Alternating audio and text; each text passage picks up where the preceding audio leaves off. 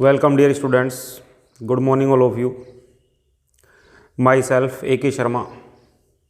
Dear students, solid state में आज English medium का फर्स्ट लेक्चर हम स्टार्ट कर रहे हैं। सॉलिड स्टेट में डियर स्टूडेंट्स सबसे पहले हम स्टडी करेंगे मैटर के क्लासिफिकेशन में। मैटर को हम क्लासीफाई करेंगे मेनली 3 पार्ट्स में, सॉलिड, लिक्विड और गैस। इनमें से हम ब्रॉडली स्टडी करेंगे सॉलिड स्टेट की। सॉलिड स्टेट में हम सबसे पहले एट फर्स्ट सॉलिड का क्लासिफिकेशन करेंगे into 2 parts, crystalline solid and amorphous solid. After it other classification हम करेंगे क्रिस्टलाइन सॉलिड का। नेक्स्ट क्लासिफिकेशन क्रिस्टलाइन सॉलिड का करेंगे। क्रिस्टलाइन सॉलिड को फिर हम 4 पार्ट्स में डिवाइड करेंगे। फर्स्ट हो गया molecular crystalline solid, second ionic crystalline solid, third metallic crystalline solid और फिर कोवैलेंट क्रिस्टलाइन सॉलिड। फिर हम इसमें crystalline lattice, Bravais lattice, unit cell के अकॉर्डिंग हम 14 ब्रेवेज लैटिस क्रिस्टल सिस्टम में एक्सप्लेन करेंगे। और फिर हम क्लोज पैकिंग करेंगे 1D, 2D और 3D में। क्लोज पैकिंग के बाद में इनमें पैकिंग इफिशियंसी को हम डिस्कस करेंगे और पैकिंग इफिशियंसी के बाद कुछ प्रॉपर्टीज सॉलिड की, मैग्नेटिक और इलेक्ट्रिकल प्रॉपर्टी को हम डिस्कस करेंगे।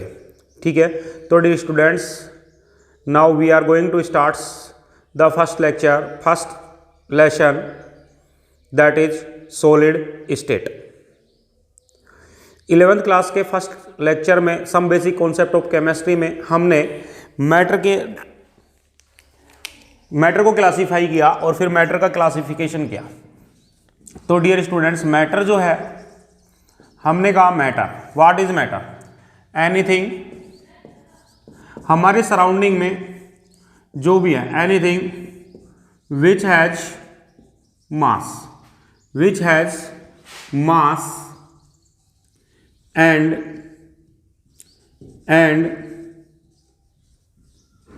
occupies volume or space known as matter or made by matter।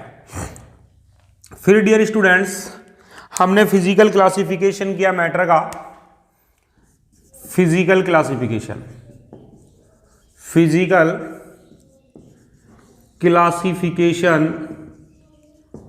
और फिजिकल क्लासिफिकेशन ऑफ मैटर में हमने मैटर को मेनली 3 पार्ट्स में डिवाइड किया on the basis of physical state. On the basis of physical state किसके base पे? Physical state के base पे matter may be classified mainly 3 parts. First dear students हमारे पास हो गया सॉलिड, सेकंड हमारे पास हो गया लिक्विड और थर्ड डियर स्टूडेंट्स हमारे पास हो गया गैसेज। मेनली कितने पार्ट्स में डिवाइड किया हमने? 3 पार्ट्स में डिवाइड किया। क्लियर? अब यहाँ पे कुछ क्वेश्चंस मैंने आपसे कहा डायरेक्ट पूछता है, 11th में भी हम इनको कर चुके हैं। हमसे बात करेगा फोर्थ स्टेट ऑफ मैटर, हम कहेंगे plasma. Fourth state of matter plasma which consist eight high temperature something about 10⁶ kelvin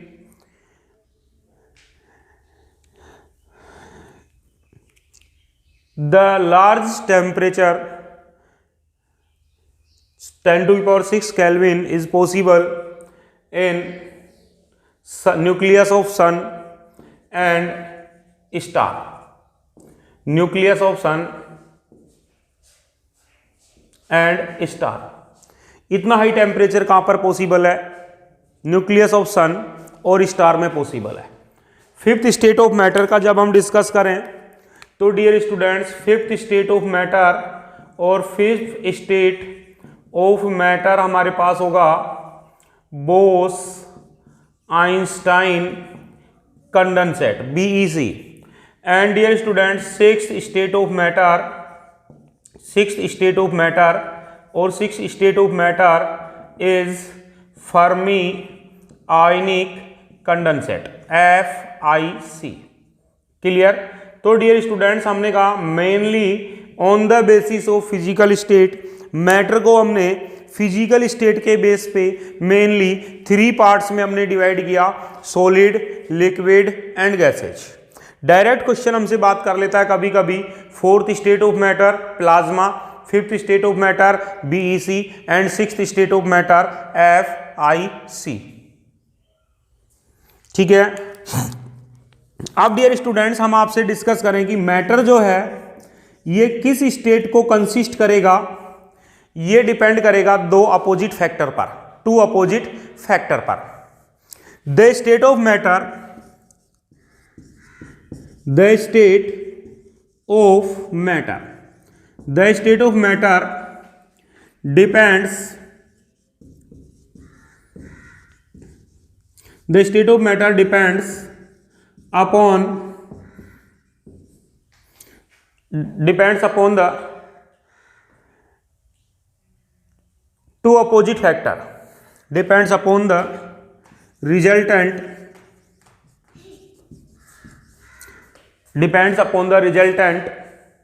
effects of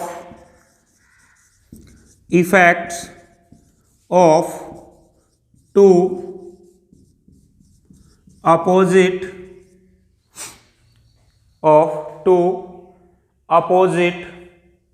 factor,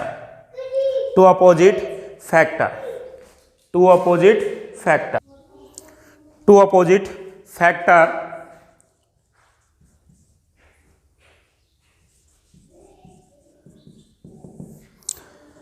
first factor है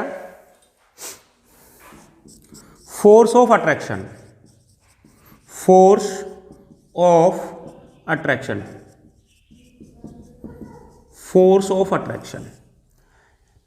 शॉर्ट में मैं इसको लिखूंगा अट्रैक्शन फोर्स से डिनोट करूंगा।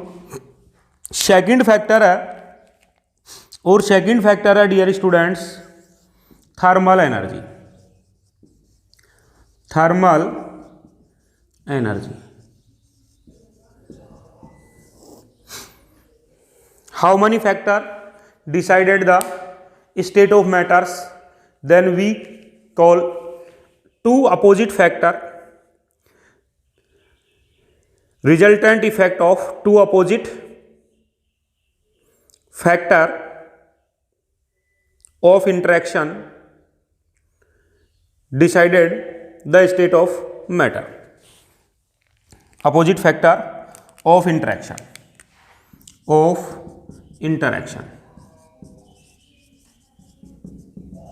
क्लियर। तो opposite factor of interactions, first हो गया dear students force of attraction और second thermal energy. Attraction force, force of attraction या attraction force tends to keep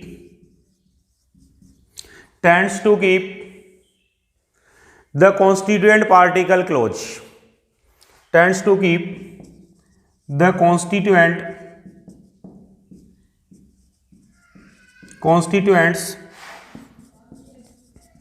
particle close. Attraction force जितना large होगा close packing उतनी ही high रहेगी, और इनके बिटवीन कॉन्स्टिट्यूएंट पार्टिकल के बिटवीन इंटरमोलिकुलर डिस्टेंस जो है नेग्लिजिबल होगी। और डियर स्टूडेंट्स सेकंड जो फैक्टर है थर्मल एनर्जी, थर्मल एनर्जी जो है ये रेस्पॉन्सिबल होगा वेलोसिटी के लिए, और पार्टिकल जो है हाई स्पीड से फास्ट जो है ये क्या होंगे, दूर हटते चले जाएंगे, और इससे पार्टिकल जो है ये एक दूसरे से क्लोज ना करके और दूर हटेगा। तब हम कहेंगे thermal energy tends to keep constituent particle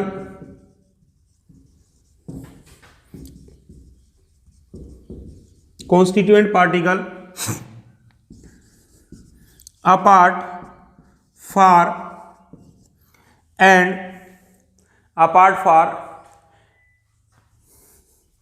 by making them move faster, by making them move faster। तो डियर स्टूडेंट्स ये दो अपोजिट फोर्स हैं, टू अपोजिट फोर्स हैं। फर्स्ट है फोर्स ऑफ अट्रैक्शन और सेकंड है thermal energy. In force of attraction और thermal energy जो दो इंटरेक्शन है, अपोजिट इंटरेक्शन, इनसे के रिजल्टेंट से, इफेक्ट से हम किसी भी मैटर की स्टेट को डिफाइन करेंगे कि मैटर किस स्टेट को कंसिस्ट करेगा। क्लियर? हम आपसे कहें first point,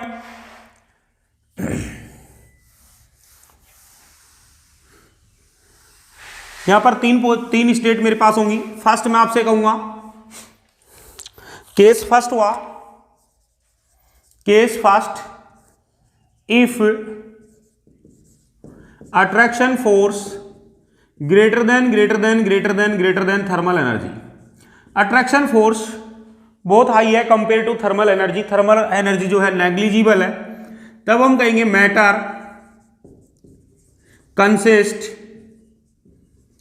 consist solid state. Matter कौन सी स्टेट को कंसिस्ट करेगा? सॉलिड स्टेट को कंसिस्ट करेगा। ठीक है। केस सेकंड हमारे पास क्या होगा dear students? If attraction force greater than और equal to thermal energy, then मैं आपसे कहूंगा मैटर कंसिस्ट लिक्विड स्टेट। और केस थर्ड होगा हमारे पास, case third, if attraction force is negligible compare to thermal energy, then matter consist gases state. कौन सी स्टेट को कंसिस्ट करेगा मैटर? गैसेज स्टेट को कंसिस्ट करेगा। फर्स्ट जो कंडीशन है ये होगी at absolute temperature, at absolute temperature.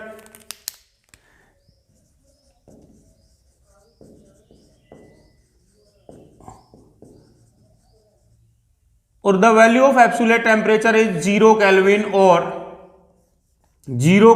-273 degree Celsius.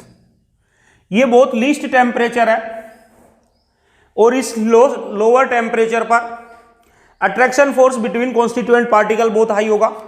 और कॉन्स्टिट्यूएंट पार्टिकल में अट्रैक्शन फोर्स बहुत हाई है तो कॉन्स्टिट्यूएंट पार्टिकल क्लोज पैक होंगे और क्लोजली पैक होकर के फर्स्ट स्टेट को कंसिस्ट करेगा मैटर। और फर्स्ट स्टेट क्या है? Solid state.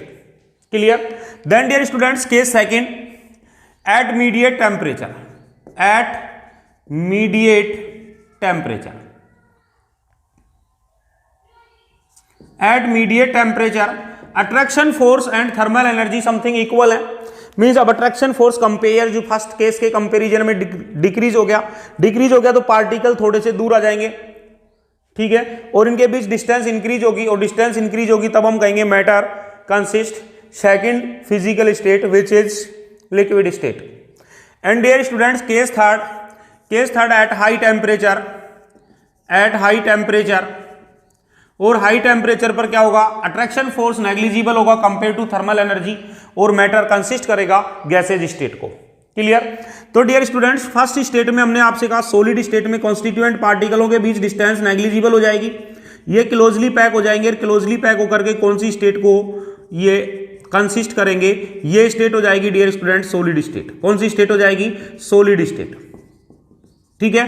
सेकंड हमने कहा at mediate temperature, mediate temperature पर thermal energy and attraction force दोनों समथिंग इक्वल होंगे तब डियर स्टूडेंट्स कॉन्स्टिट्यूएंट के बीच डिस्टेंस थोड़ी सी इंक्रीज हो जाएगी और मैटर जो है ये लिक्विड स्टेट को कंटेन करेगा। कौन सी स्टेट को कंसिस्ट करेगा? लिक्विड स्टेट को। और थर्ड होता है गैसेज स्टेट। गैसेज स्टेट में dear students attraction force negligible हो गया तो ये कॉन्स्टिट्यूएंट पार्टिकल रैंडम इधर उधर गति करेंगे और गैसेज स्टेट को कंटेन करेंगे। कौन सी स्टेट को कंसिस्ट करेंगे? गैसेज स्टेट को। क्लियर? तो इन दो अपोजिट फोर्स के अकॉर्डिंग इनके रिजल्टेंट इफेक्ट से हमने स्टेट जो डिफाइन किए हैं, ये थ्री टाइप्स की हो गई, solid state, liquid state and gases state. Clear? अब डियर स्टूडेंट्स हम क्लासिफिकेशन करेंगे। इस चैप्टर में हम डिस्कस करेंगे about solid state. Solid state पर जितने भी पॉइंट्स हैं हम इनको डिस्कस करेंगे। ठीक है? अब मैं आपसे कहूंगा फर्स्ट हमारे पास हो जाएगा सॉलिड स्टेट जो है, इसको हम डिस्कस करें इसके अकॉर्डिंग। तो देखो केस फर्स्ट हमारे पास क्या है? अट्रैक्शन फोर्स लार्ज रहेगा कंपेयर टू थर्मल एनर्जी। ठीक है? तब हम कहेंगे attraction force between constituent particle is high, thermal energy is low और नेग्लिजिबल। अट्रैक्शन फोर्स हाई होगा तब क्लोज पैक होंगे तब intermolecular distance between constituent particle is negligible and solid have definite mass, volume and shape. ठीक है? तो इस type से हम कुछ जनरल प्रॉपर्टीज मेजर करेंगे सॉलिड में। तो dear students then we discuss the next topic solid state.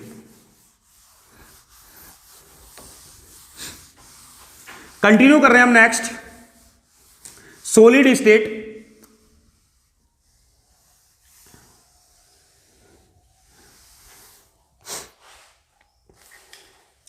हमने कहा dear students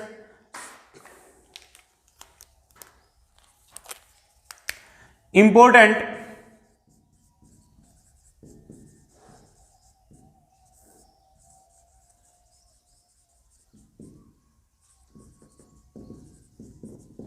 characteristics, property of solid. Important characteristics, properties of solid या important characteristics of solid. First one dear students, constituent have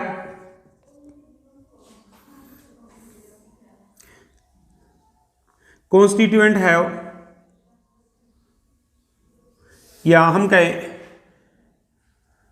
attraction force between particle is large and second point हमारे पास thermal energy of constituent is low, negligible. ठीक है? Third point dear students intermolecular distance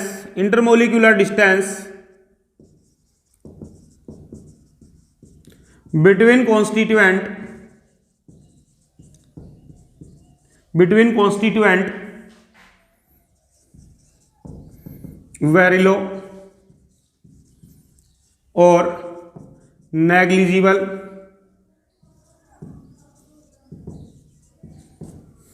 clear? Next solid have definite shape and volume। Next dear students next property हमारे पास हो जाएगी solids are hard, rigid and solids are hard and rigid। Next point number 6, solids are incompressible।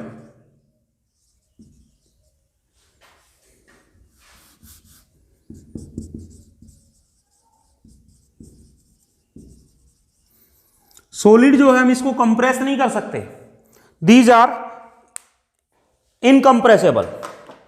ठीक है? और constituent particle के बीच में distance क्या हो गई? नेग्लिजिबल हो गई। नेक्स्ट कैरेक्टरिस्टिक प्रॉपर्टी हो सकती है सॉलिड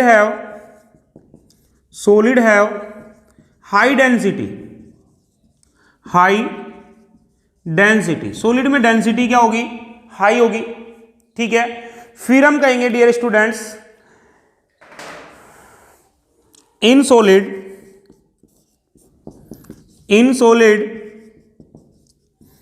कॉन्स्टिट्यूएंट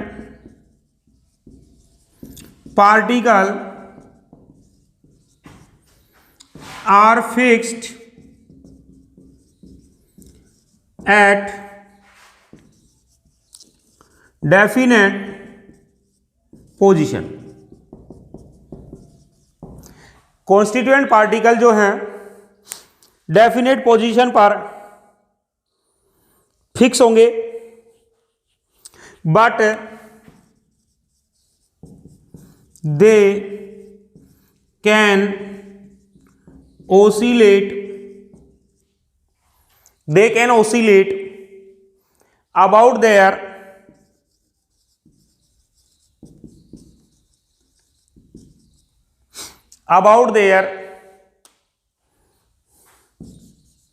मीन पोजीशन। अपनी मीन पोजीशन पर इनमें ओसिलेशन जरूर रहेगा, बट इनकी पोजीशन डेफिनेट होगी, फिक्स्ड होगी। क्लियर? ये कुछ प्रॉपर्टीज है, characteristics properties of solids. Dear student, first हो गया attraction force between constituent particles are high, thermal energy of constituent particles very low और negligible, intermolecular force, intermolecular distance between constituent particle is very low, and intermolecular force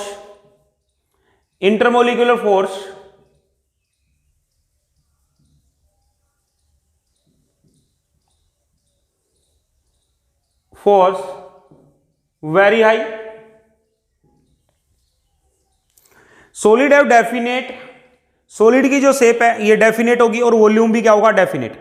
मैंने कहा ये solid है, marker जो है ये सॉलिड है। अब हम कहेंगे इसकी शेप क्या है? डेफिनेट है। इस सॉलिड को हम कहीं भी रखें, इसकी डेफिनेट क्या शेप रहेगी, और ये कहीं भी हम रखेंगे तो इसका जो वॉल्यूम भी होगा वो डेफिनेट होगा। क्लियर? फिर हमने कहा ये इनकम्प्रेसेबल है, इनको हम कंप्रेस नहीं कर सकते, और कंप्रेस नहीं कर सकते मीन्स इनके बीच में डिस्टेंस जो है वो बहुत लीस्ट डिस्टेंस है। फिर हमने कहा सॉलिड है high density, in solid constituent particle are fixed at definite position. Constituent particle definite position पर फिक्स होंगे। ये जो है इनमें मूवमेंट नहीं होगा, ये मूव नहीं करेंगे, वेलोसिटी नहीं होगी, बट डियर स्टूडेंट्स किसी भी कंडीशन में इनमें ओसिलेशन जरूर होगा, अपने मीन पाथ पर ओसिलेट होंगे। क्लियर? ये हो गया हमारे पास कुछ important properties of solid. Note करते जाएं डियर स्टूडेंट्स। अब हम डियर स्टूडेंट्स डिस्कशन करेंगे classify about the classification of solid,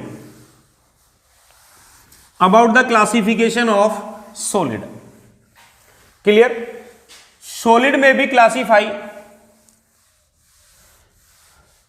into two parts on the basis of arrangement of constituent particle. Constituent particle के अरेंजमेंट के अकॉर्डिंग हम solid को two parts में डिवाइड करेंगे। फर्स्ट होगा क्रिस्टलाइन सॉलिड और others होगा अमॉर्फस सॉलिड। क्लियर? कितने पार्ट्स में डिवाइड करेंगे? टू पार्ट्स में। हमने कहा टॉपिक स्टार्ट कर रहे हैं क्लासिफिकेशन ऑफ सॉलिड्स। सॉलिड का क्लासिफिकेशन करें डियर स्टूडेंट्स। हमने कहा on the basis of arrangement of constituent particle, type of arrangement of constituent particle, solids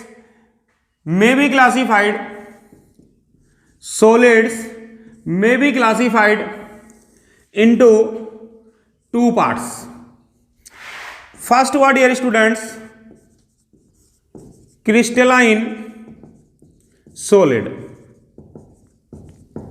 and other dear students amorphous solid.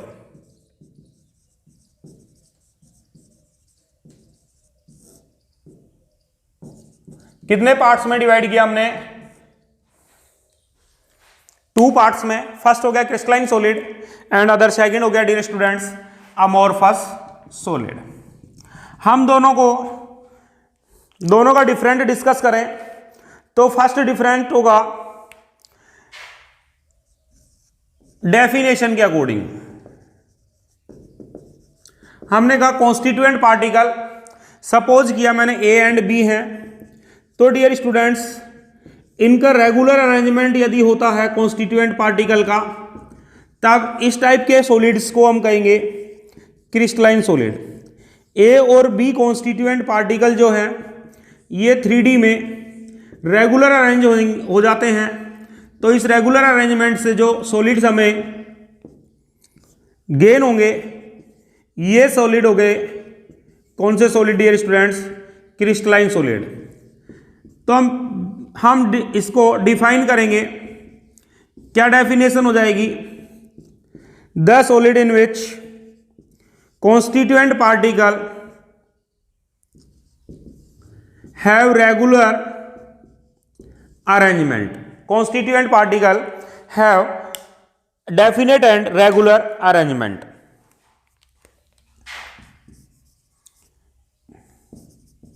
The solids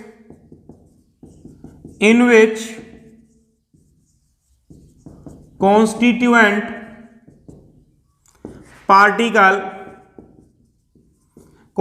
particle mainly atom,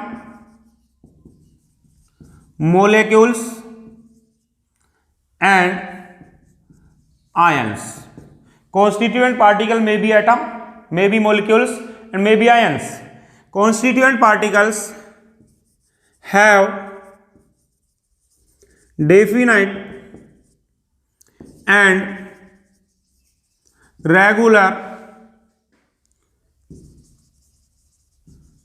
arrangement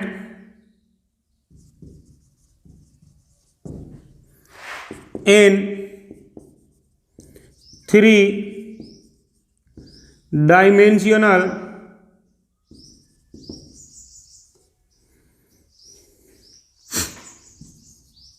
geometry. 3D geometry में constituent particle का definite और regular arrangement होगा, तब हम कहेंगे these solids are crystalline solids. And dear students, the solid in which constituent particles have not definite and regular arrangement. देखें ये मैंने क्रिस्टलाइन सॉलिड का फॉर्मेशन किया with the constituent particle A and B, but dear students A फिर B फिर ए फिर B, ये arrangement देखें यहाँ रेगुलर अरेंजमेंट नहीं है, इरेगुलर अरेंजमेंट है। तो इस टाइप के सॉलिड्स जिनमें इरेगुलर अरेंजमेंट हो जाएगा ये हो जाएंगे अमोर्फस सॉलिड्स। तो हम डेफिनेशन कहेंगे the constituent particle do not have definite the solid in which the constituent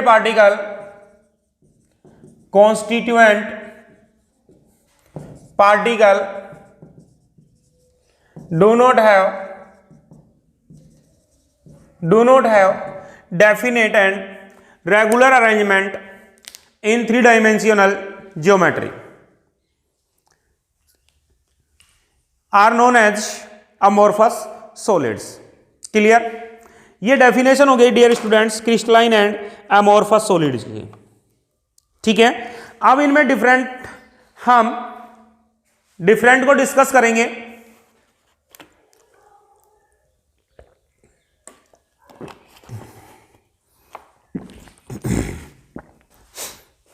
second different हम बात करें,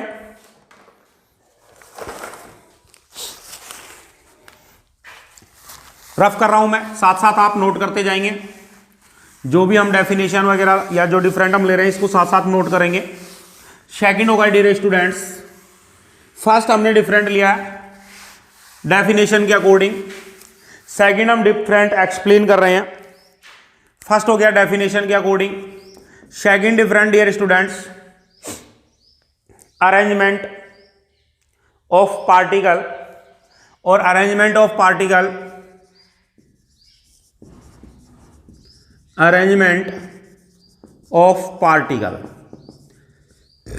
इन क्रिस्टलाइन सॉलिड रेगुलर हो गया और इन अमोर्फस सॉलिड इरेगुलर हो गया। Clear. Next third point, geometry of solids. और ज्योमेट्री में हम कहेंगे they have definite geometry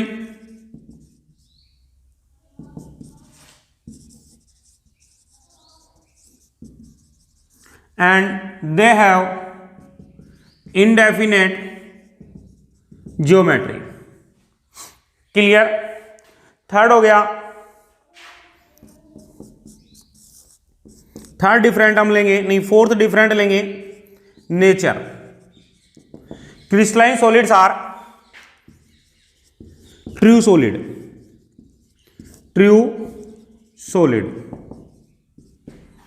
and amorphous solids are pseudo solids or super cold liquids। super cold liquids, glass and plastics are known as super cold liquids। Dear students, जितने भी historical buildings हैं 200, 200, 300, 400, 500, 800 years old जो historical buildings हैं, इनकी जो गिलास लगे होते हैं खिड़कियों में, ये गिलास ऊपर से जो है टॉप से थिन होते हैं और बॉटम में ये थिक होते हैं, मोटे होते हैं।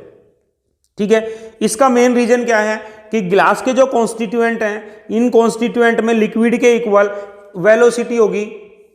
ठीक है। लिक्विड के इनमें फ्लूइडिटी रहेगी, बट इसका जो वेलोसिटी है, स्पीड जो है वो बहुत नेग्लिजिबल होगी। ये 200, 500 ईयर्स में मिनिमम 1 फीट या 2 फीट की डिस्टेंस को कवर करेंगे। तो इनकी जो इंटरनल स्ट्रक्चर्स है वो लिक्विड टाइप है, बट लिक्विड में भी किस टाइप है, सुपर कूल्ड लिक्विड टाइप है। इसलिए हम अमोर्फस सॉलिड्स जो हैं also known as, thus amorphous solids है also known as super cooled liquid. Clear. फिर डियर स्टूडेंट्स, नेक्स्ट डिफरेंट हमारे पास होता है फिफ्थ, हम कहें boiling point and melting point.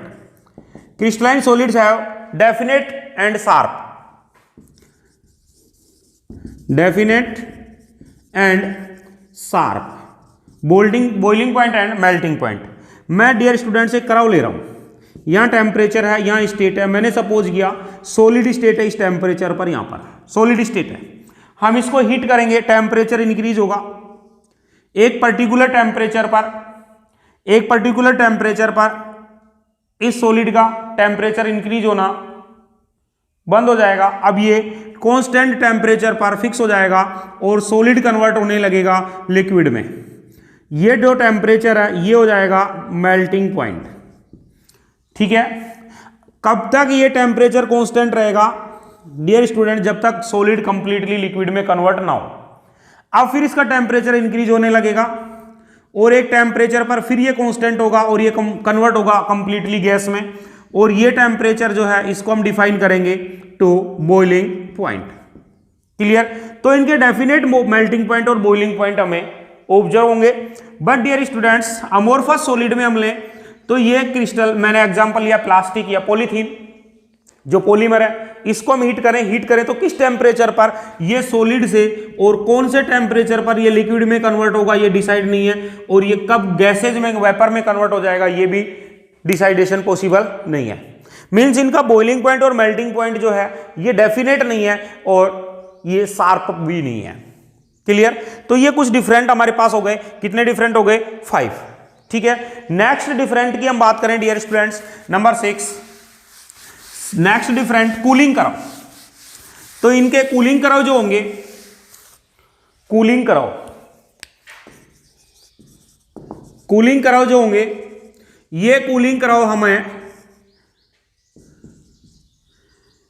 Crystalline solid में अपोजिट करें, बॉइलिंग पॉइंट का अपोजिट कराओ ले तो हमारे पास ये गैसेज स्टेट में है, ये कन्वर्ट होगा लिक्विड में, कब तक कांस्टेंट हो जाएगा, और फिर ये होगा कन्वर्ट होगा सॉलिड में। इस टाइप का हमें कराओ गेन होगा, ये टेम्परेचर और यहां स्टेट हो गया।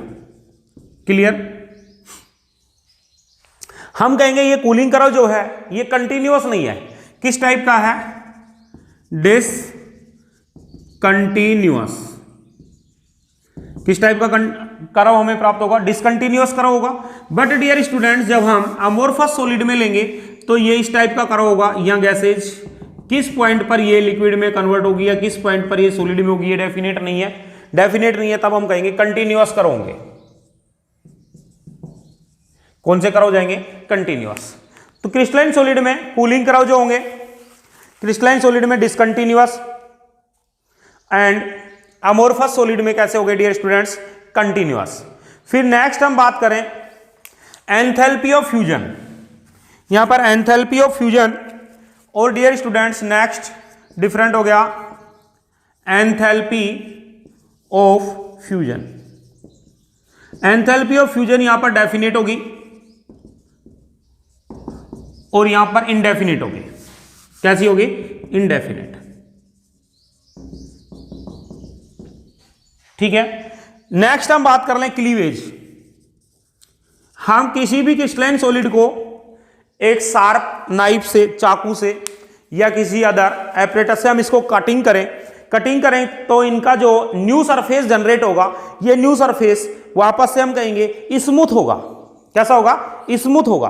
तो डियर स्टूडेंट्स, इसमें जो क्लीवेज होगा ये होगा कंटिन्यूअस। और डियर स्टूडेंट्स, अमोर्फस सॉलिड्स, किसी भी प्लास्टिक या रबर को हम कट करें, इसको कटिंग करें शार्प नाइफ से, तो डियर स्टूडेंट्स इसमें जो क्लीवेज होगा ये होगा डिसकंटिन्यूअस। क्लियर? फिर डियर स्टूडेंट्स हम बात कर लें डायरेक्शनल प्रॉपर्टीज। और डायरेक्शनल प्रॉपर्टीज की बात करें तो नेक्स्ट डिफरेंट ले रहे हैं डायरेक्शनल प्रॉपर्टीज में। तो crystalline solids are anisotropic and dear students amorphous solids are isotropic. ये कैसे होंगे? आइसोट्रोपिक। ठीक है। एनआइसोट्रोपिक और आइसोट्रोपिक को डिस्कस करेंगे हम डियर स्टूडेंट्स नेक्स्ट लेक्चर में। ठीक है। Thank you.